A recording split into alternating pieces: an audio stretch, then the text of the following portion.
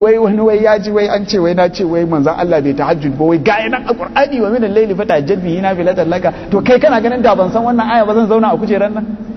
saboda Allah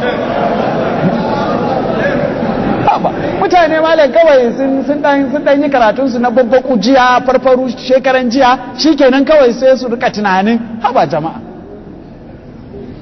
ai wa min al-layli fatahajjad bihi nafilatan laka asa an yab'athaka rabbuka maqaman mahmuda ana nufin qiyamul layli ne da manzon Allah sallallahu alaihi wasallam yake yi a kowace rana idan ba cikin ramadana ba sunanta tahajjud idan cikin ramadana sunanta tarawihi ita ce dai wannan sallan da kake yi bayan isha wani lokaci liman ya gama cikin minti 5 ita ce dai tahajjud din ita ce tarawihin ba kuma wata da za a zo daga baya kuma a kira mutane a ce kuma a zo ai babu ita